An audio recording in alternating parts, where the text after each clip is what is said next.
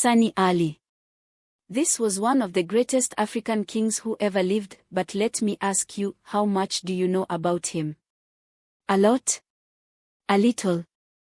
If it's the latter, today you'll discover so much more about this man than you ever did.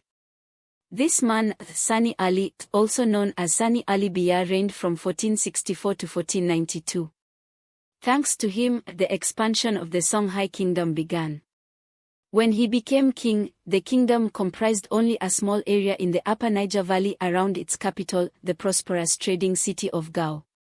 In 1468, Muslim leaders of the city of Timbuktu, formerly one of the chief cities in the Empire of Mali, asked his aid in overthrowing the Tuareg, who had taken over control of Timbuktu. Sonni Ali conquered Timbuktu and drove out the Tuareg. Next, Sonni Ali set his eyes to the city of Jannah. This Songhai ruler built up a river-based navy of more than 400 boats. He placed the city of Jannah under siege. It took a whopping 7 years for the siege to work, and the city finally fell in 1473. Sonni Ali is remembered in two ways. Some sources paint him as an infidel and tyrant, while other sources state that he was a great warrior and magician. According to Songhai oral tradition, Sonni Ali was a magician of great power. He was a man of the people and a great military commander. The Islamic chroniclers, on the other hand, stated that Sonni Ali was a cruel leader.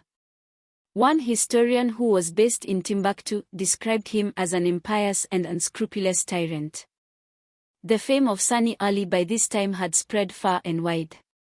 He was recognized in North Africa as the most powerful of the black sovereigns of the West, and he is mentioned in European annals as Sonni Ali, king of Timbuktu. What religion was Sonni Ali? His parents were well acquainted with African traditional religion. It is believed that his mother taught him in the arts and traditions of the traditional religion. When Sonni Ali grew older, he lived with his father, Madogo, who further taught Ali the techniques of magic. Thus, by the time Ali became king, he was adept in the arts of both war and magic.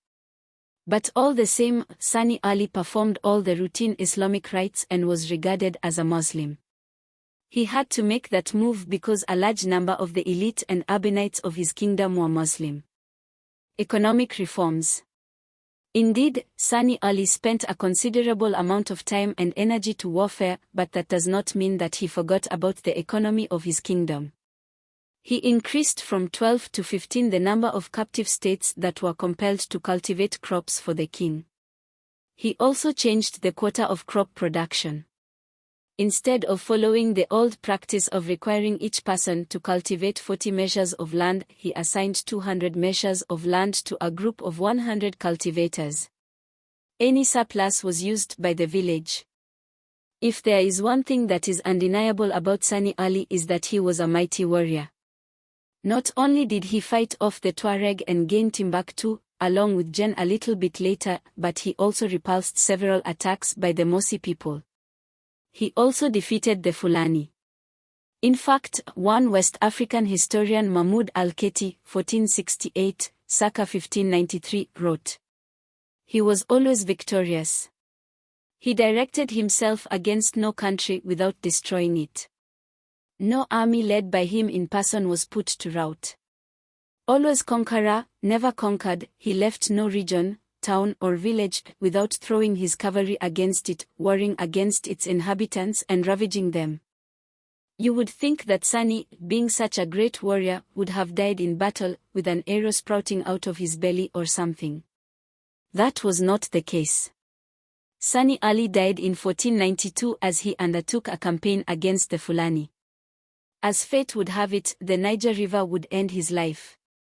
He drowned in it. Oral tradition states different. It is claimed that he was poisoned by Muhammad II, one of his commanders. I appreciate your likes and shares. They go a long way in ensuring African history is seen and heard. Shukran.